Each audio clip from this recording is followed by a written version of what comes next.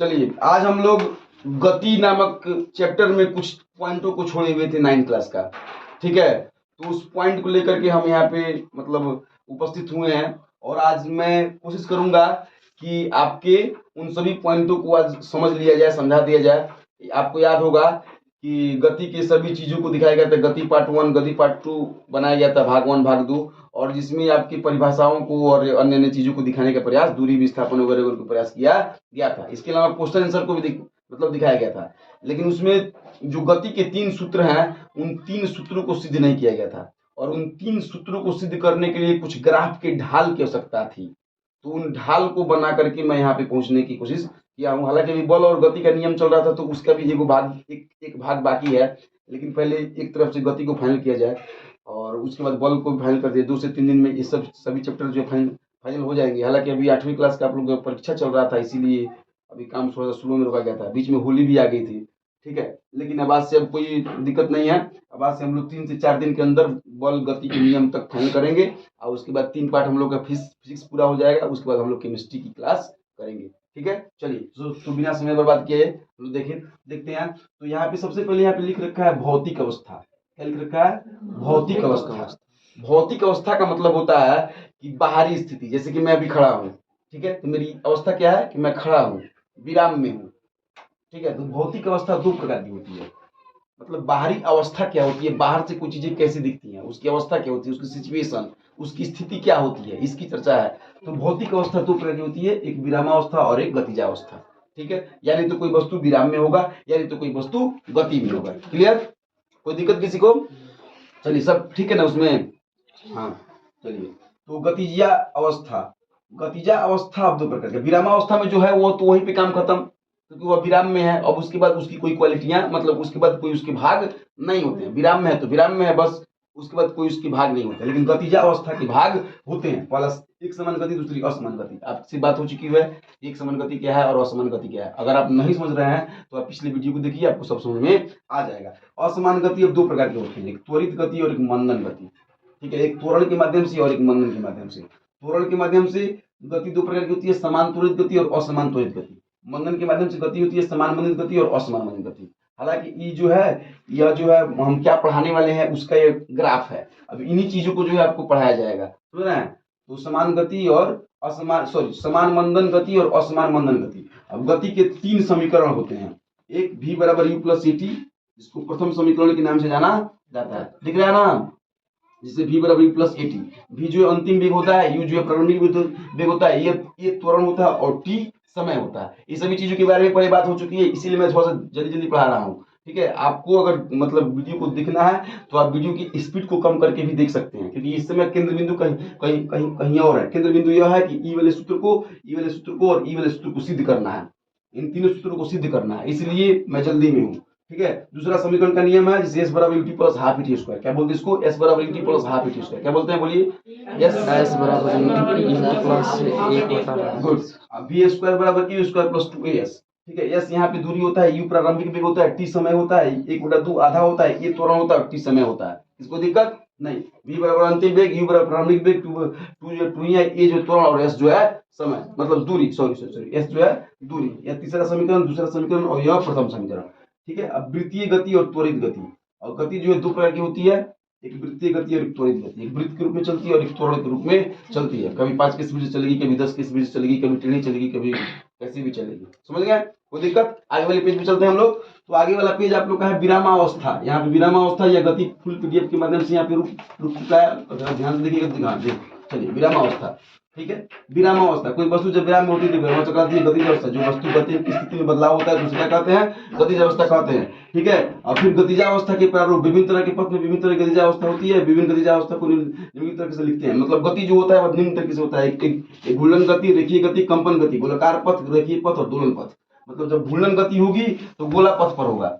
समझ रहे हैं? सब बात हो चुकी है। रही गति होगी तो सीधा मतलब पथ पर होगा, जैसे कि रोड पर चलेगा। और मतलब घूर्णन गति होगी तो घड़ी में चलेगा। किसी को दिक्कत? कंपन गति होगी तो मतलब घड़ी की पेंडुलम की गति या झूले की गति। क्लियर? कोई दिक्कत नहीं ना? अगर इतना आपको दिक्कत हो रहा है तो आप वीडियो को रोक के इसको लिख भी सकते हैं, लिख लीजिएगा तो आपका गति नामक चैप्टर एकदम 100% क्लियर हो जाएगा, पूरा एकदम, मतलब कोई दिक्कत ही नहीं बचेगा उसमें।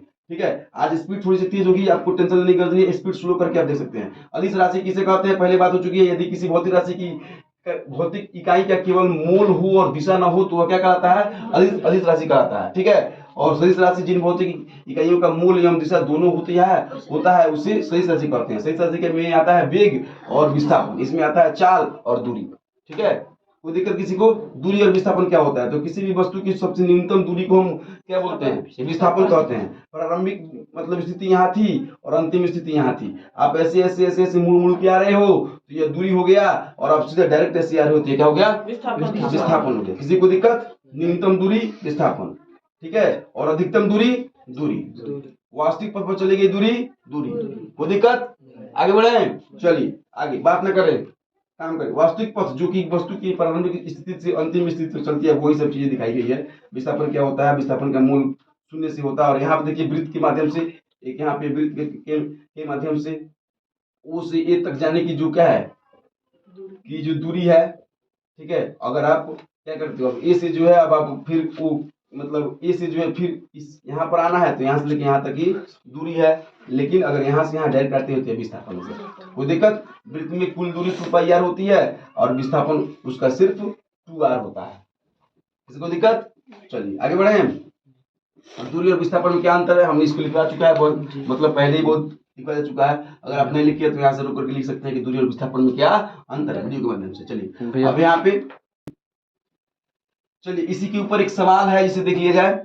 जो छोटे छोटे पॉइंट छूटे हुए थे, इसी के लिए मैंने फिर से वीडियो बनाने की कोशिश किया है और इसी के लिए किया है। यदि कोई वस्तु अर्धगोलाकार पथ पर चल रही है, कहाँ चल रही है, अर्धगोलाकार पथ पर चल रही है, जिसकी त्रिज्या 10 मीटर है, कितनी है, 10 मीटर है। यदि प्रारंभिक और अंतिम स्थिति ए बी हो, यहाँ चलनी शुरू की और यहाँ तक पहुंच गई बी तक, ठीक है, तो उस वस्तु द्वारा तय किया गया विस्थापन और दूरी बताइए क्या होगा। विस्थापन क्या होगा, जब आर दे रखा है आपको 10 मीटर, तो विस्थापन क्या होगा, ए से बी तक जाने के लिए are plus are, good, 2r, ठीक है। और इसकी दूरी क्या होगी, व्यास किसे होगा, यहां से लेके यहां तक अर्ध परिमिति ना हो गया, तो पाई प्लस 2 इंटू आर, सूत्र में बैठाइए, कहानी खत्म। या सिर्फ पाई आर भी रख दीजिए, कहानी खत्म। कुल दूरी इतनी हो गई, अब विस्थापन आपका 2r हो गया।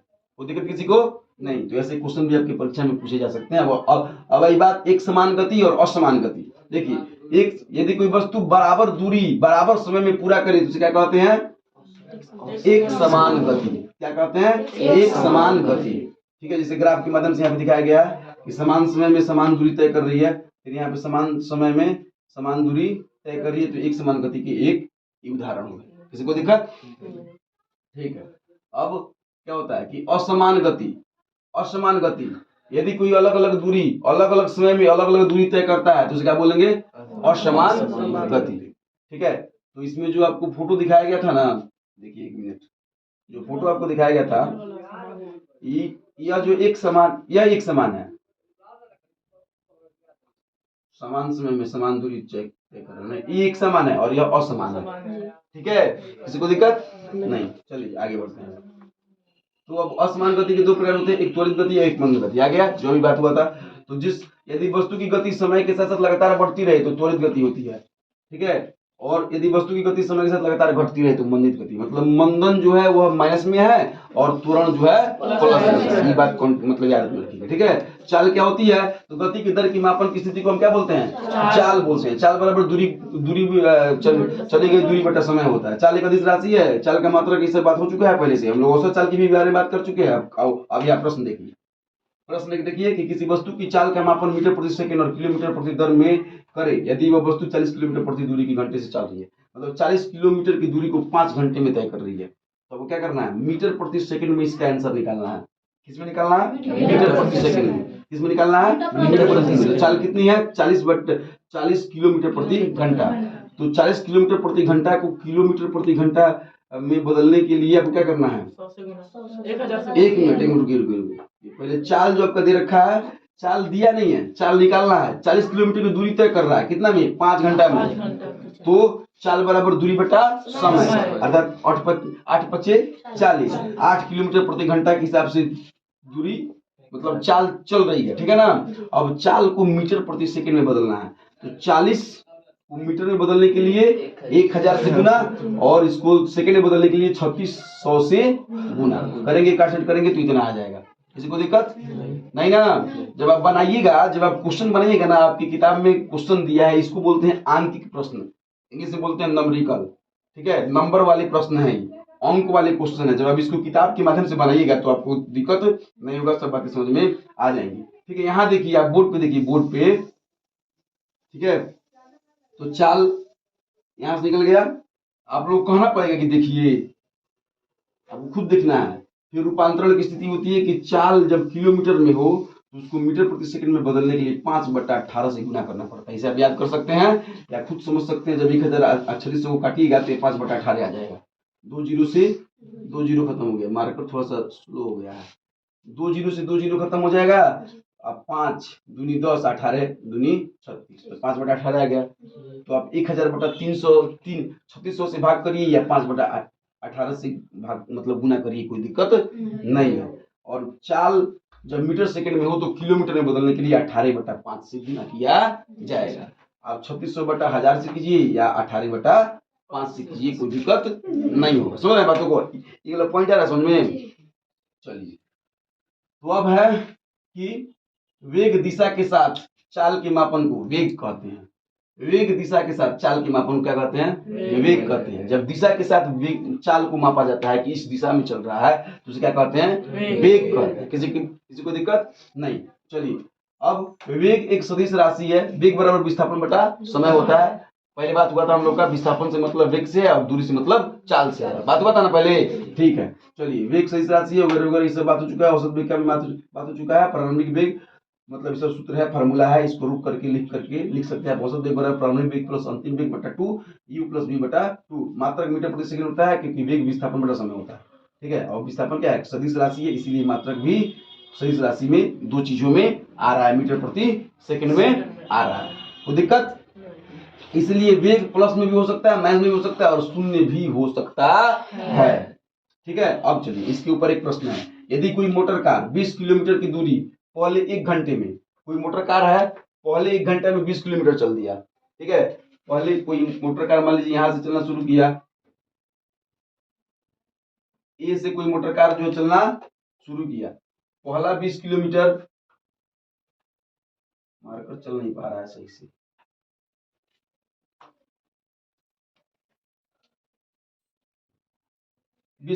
पहला 20 किलोमीटर 1 घंटा में, 20 किलोमीटर चला 1 घंटा में। ठीक है, और 40 किलोमीटर दूरी अगले 1 घंटे में, और यहां से 40 किलोमीटर चल दिया अगला 1 घंटा में, 1 घंटा में।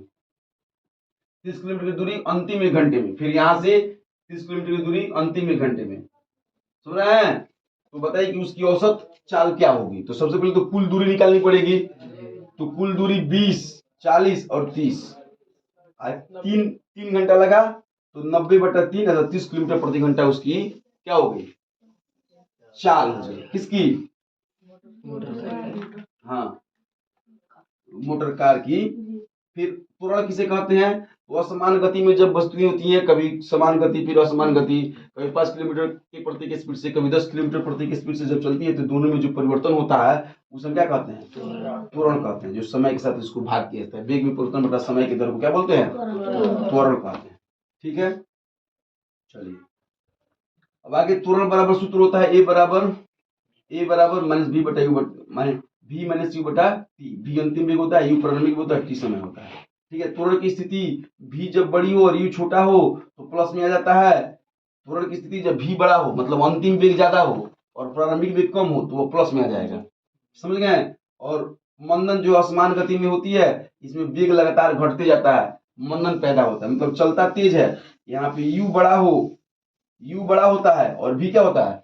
छोटा होता है। मतलब चलना शुरू किया कोई वस्तु जो है, जैसे कि कोई व्यक्ति है, वो चलना शुरू किया, जब दौड़ना शुरू किया तो स्पीड में चलता है। जब वो स्पीड में चलता है तो और तब धीरे धीरे उसकी एनर्जी जैसे कम होती है, वैसे उसका स्पीड भी कम होता है। तो उसे क्या कहा जाएगा? मंदन गति में कहा जाएगा। किसमें कहा जाएगा? मंदन गति में। तो यहाँ मंदन निकलता है। तो मंदन ऋणात्मक होता है और त्वरण धनात्मक होता है। समझ गए? त्वरण तथा मंदन सही राशियां हैं जिनका मान प्लस या माइनस या शून्य हो सकता है। ठीक है, अब यहाँ पे कोई एक दूसरा प्रश्न है कि कोई मोटर कार अपने वेग को 40 किलोमीटर प्रति घंटे से 60 किलोमीटर प्रति घंटे 5 सेकंड में बढ़ा लेता है। 40 किलोमीटर प्रति घंटे से चल रहा था, 5 सेकंड में वो अपना वेग क्या कर लिया, 60 किलोमीटर प्रति घंटा बढ़ा लिया। तो क्या होगा, v हो गया इतना, u हो गया इतना, त्वरण इतना हो गया, मान बढ़ा लीजिए, बात खत्म, कहानी खत्म। आपको और डीपली समझने हैं तो वीडियो को रोक करके यहाँ से लिख लीजिए और लिख करके तब आप समझिए कि कैसे हो रहा है, क्या हो रहा है।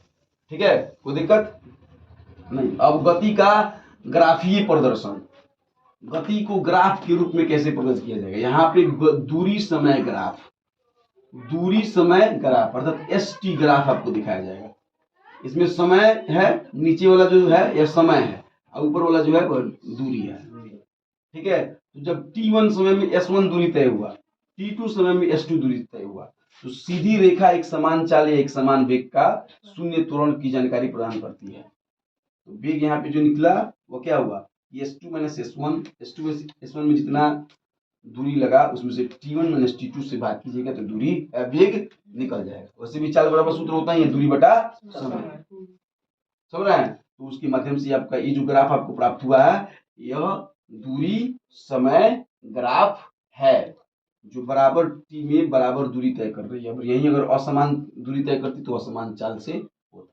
इसको दिक्कत समझ गए, इसको ध्यान समझना पड़ेगा क्योंकि इसको समझने के बाद ही आप क्या कर पाइएगा कि जो हमारा मकसद है इस वीडियो का वो पूरा हो पाएगा। ST ग्राफ, अब यहाँ पर वही है, दूरी समय ग्राफ ही है लेकिन यह असमान गति वाला है। इसके पहले वाला क्या था, समान गति। जब सीधी रेखा में थी तो समान गति, जब समान गति में थी तो वह सीधा लाइन प्राप्त होता है, जब वो असमान गति में है तो वहां पे ढाल प्राप्त होता है।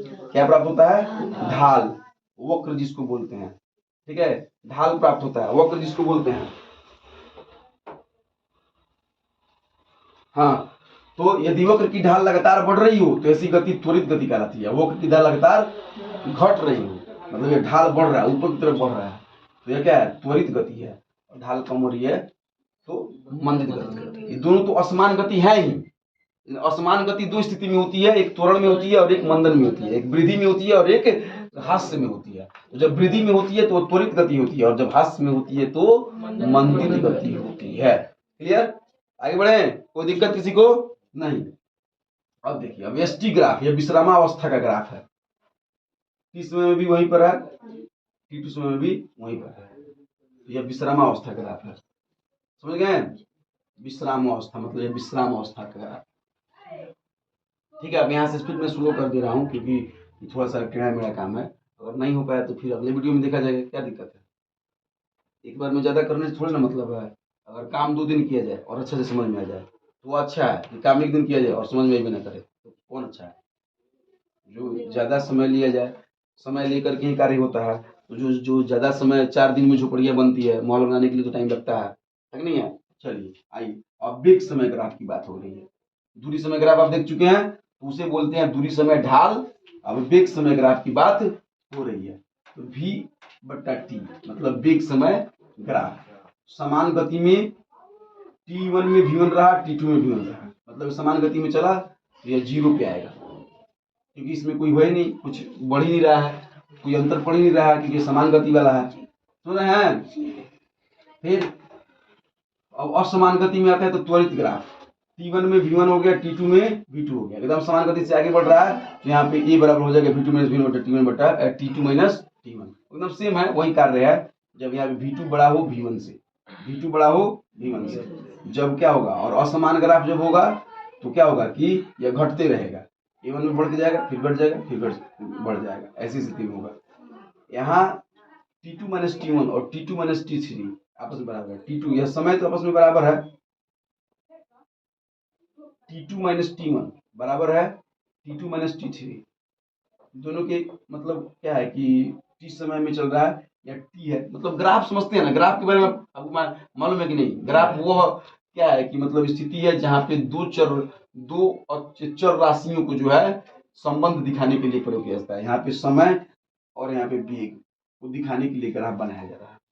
तो यहाँ जो है a1 प्राप्त हुआ आपको दूरी, मतलब a1 एक्सेलरेशन, एक्सेलरेशन मतलब त्वरण, a2 एक्सेलरेशन, फिर a3 एक्सेलरेशन। कैसे प्राप्त हुआ, t2 माइनस t1 बराबर t2 minus T3, V2 minus V1 बराबर नहीं है V3 माइनस V1। समय तो बराबर है लेकिन वेग बराबर नहीं है, तो ऐसी स्थिति में वेग बराबर नहीं होगा, अर्थात कभी भी E2 माइनस E1 बराबर नहीं होगा, एक्सेलरेशन बराबर नहीं होगा। इसीलिए यह क्या है कि असमान त्वरण का उदाहरण है। ठीक है, और इसमें स्थिति बढ़ती जा रही है, घटने का यहाँ पे कोई विशेष बात नहीं है, इसीलिए यह त्वरण है। अगर घटता तो मंदन हो जाता। अब यहाँ देखिए सीधी रेखा में मंदन हो रहा है। ठीक है, यहाँ T1 समय में V1 दूरी तय हुआ, T2 समय में V2 दूरी तय हुआ, T3 समय V3, मतलब कम होते जा रहा है। ग्राफ को अच्छे से पहचानिए कि ग्राफ को देख के आपको क्वेश्चन भी बनाने होंगे, बहुत सारे क्वेश्चन भी उसमें होगा आपकी बुक में, समझ रहे हैं बातों को। तो इस ग्राफ के मदद से यह मंदन का उदाहरण यहाँ घट रहा है, तो क्या होगा, मंदन है। यहाँ पे E1 बराबर E2 है लेकिन बराबर घट रहा है, तो सीधी रेखा समान मंदित गति के प्रचारक है।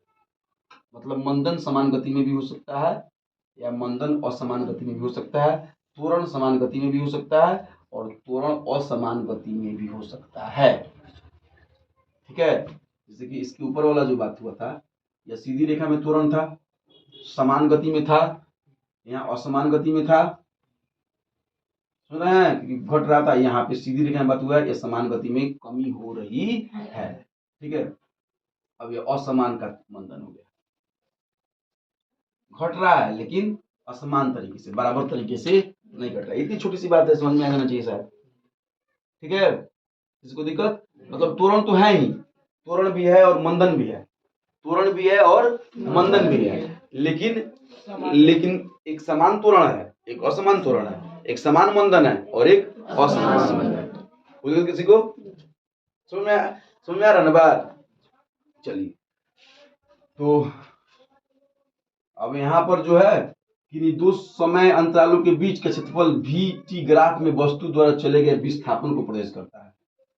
मतलब जो क्या होता है, वेग समय ग्राफ जो दिखाता है वो वस्तु द्वारा चले गए विस्थापन को प्रदर्शित करता है, वस्तु की विस्थापन को दिखाता है। जैसे कि मान लीजिए आप ये जो ग्राफ है यह विस्थापन नहीं दिखा रहा है। मान लीजिए अगर यहाँ से ओ से अगर चलना शुरू करे बी पर, तो इधर से जाइएगा यहाँ आइएगा, यानी तो इधर से जाइएगा इधर आइएगा, लेकिन यह तो विस्थापन दिखा रहा है ना, सीधे सबसे न्यूनतम दूरी को, तो किसको देता है, यह विस्थापन को देता है। तो समय अंतराल T2 और T1 के मध्य तय की गई दूरी क्या होती है, विस्थापन होती है। क्या होती है, विस्थापन होती है। तो यहाँ पर S बराबर क्या हो सकता है, त्रिभुज ABC, त्रिभुज ABC एक त्रिभुज का क्षेत्रफल हो गया, क्षेत्रफल आयत ACD, मतलब यह आयत और यह त्रिभुज, यह मतलब यहाँ से स्थिति क्या दिखा रही है, दिख रहे हैं क्या दिखा रही है, यह स्थिति दिखा रही है दूरी को, S दिखा रही है किसको, दूरी को। तो यहाँ S बराबर, यहाँ पर अगर बात किया जाए तो त्रिभुज क्षेत्रफल क्या होता है, 1/2 आधार गुना शीर्ष लंब। आधार क्या है यहाँ पर, V2 माइनस V1 आधार ना है। मान लीजिए यह V2 हो गया, ठीक है, पूरे V2 में से V1 घटा दीजिएगा, है ना, V1 है, पूरा V2 में से V2 हो गया, ठीक है, V1 हो गया, पूरे V2 में से V1 को घटा दीजिएगा तो AC आ जाएगा। वाली स्थिति को यहाँ पे दिखाया जाए तो ऐसी स्थिति बन सकती है, ठीक है ना, सीधा बनाया जाए, ठीक है, फिर ऐसा बन सकता है, फिर ऐसा बन सकता है, फिर ऐसा बन सकता है, फिर ऐसा बन सकता है। इन अगर आपकी स्थिति आएगी जहां वस्तु जो है क्या होगी कि यहाँ T1 है, यह T2 है जो है, ये जो दूरी है यह क्या हो जाएगा, V1 हो जाएगा। ठीक है, समझ रहे हैं, इसको E नाम दिया जाए, इसको D नाम दिया जाए, इसको E नाम दिया जाए, इसको C नाम दिया जाए और इसको B नाम दिया जाए। समझ रहे हैं, तो ये V1 हो गया, बोलिए, पूरा V2 हो गया, ठीक है। और फिर यहाँ जो है ये जो स्थिति है, यहाँ से जो आप स्थिति देख रहे हैं AC, तो ये पूरा इतना में से V2 में से इधर V1 घटा दिया जाए तो क्या होगा, बोलिए। एक मिनट, V2 जो है ये हो गया, V1 हो गया, आधार लंब हो गया, ये V1 नहीं है, ये T1 है, T2 है, ठीक है। तो अब देखिए, तो यहाँ पूरा AB में से जब इतना V1 घटा दिया जाएगा तो AC निकल जाएगा, और AC क्या है, त्रिभुज का आधार है। क्या है, त्रिभुज का आधार। तो कोई दिक्कत यहाँ पे नहीं होनी चाहिए, आ रहा बस में। त्रिभुज के आधार की जगह पे AC की जगह पर अब हम लिख देते हैं कि V2 माइनस V1, तो कोई दिक्कत नहीं होनी चाहिए। फिर यहाँ पे आधार हो गया, लंब हो गया, BC लंब है, तो ये पूरा BE क्या है, T2 है, AD क्या है, T1 है। तो लंब के जगह पर यदि हम लिख दें कि T2 माइनस T1, तो कोई दिक्कत नहीं होनी चाहिए। किसी को दिक्कत नहीं होनी चाहिए। 1/2 V2 माइनस V1, फिर 1/2 V2 माइनस V1, और फिर T2 माइनस T1। आयत के सब क्या होता है, लंबाई गुना चौड़ाई। तो लंबाई यहाँ पे V1 है, V1 लंबाई है आयत का, और चौड़ाई कितना है, T, मतलब T2 माइनस T1। यहाँ हो गया ये, समझ रहे हैं, V1 और T2 माइनस T1। तो यह जो S बराबर 1/2 V1 माइनस V2 और T2 minus T1 plus V2 minus V1 जब चलेगा तो ये आपका दूरी प्राप्त हो जाएगा। समझ गए, क्या हो गया, दूरी प्राप्त हो जाएगा। चलिए एक काम किया जाए कि समय सीमा भी मतलब क्या है कि स्थिति की सबसे ठीक नहीं है, और ये जो मार्कर है इस बोर्ड पे चलाने वाला मार्कर नहीं है, इसलिए जो है क्या है कि मैं अभी वीडियो को यहीं पे समाप्त कर रहा हूँ। इसके बाद मैं कल आप लोगों से क्या करूंगा, इसके विषय में बात होगी कि AB की ढाल कौन सी होगी, वेग कौन सा ज्यादा होगा, वेग समय ग्राफ, फिर प्रथम गति का नियम V बराबर U प्लस AT होता है, समझ गए। तो उसको हम लोग यहाँ पे सिद्ध करेंगे, देखेंगे V बराबर U प्लस AT, मतलब कल इसके बारे में बात होगी। और जो हम लोग अभी प्राप्त किए हैं, या जो सूत्र जो अभी प्राप्त किए हैं उस सूत्र के आधार पर यहाँ पर कल काम होगा। मतलब कल एक बार और वीडियो देखना पड़ेगा, मतलब बनाना पड़ेगा, उसके बाद आपका बल मतलब गति के नियम का कार्य पूरा होगा, ठीक है। तो और अभी तक आप लोग पिछली बार जो गति का वीडियो जो बनाए हैं, मतलब जो गति का जो क्या किए हैं कि भाग देखे हैं या जो काम किए हैं, उसको पहले आप रिवीजन कर लीजिएगा। और रिवीजन करने के बाद क्या करिएगा कि और उसको लिख लीजिएगा, हो सकेगा तो इस वीडियो को भी लिख लीजिएगा। 1-2 बजे तक ये अपलोडेड कर दिया जाएगा। चलिए इसी के साथ आज की हमारी क्लास समाप्त होती है। हम लोग फिर कल अपने दूसरे किसी क्लास मतलब इसी का भाग 2 लेकर के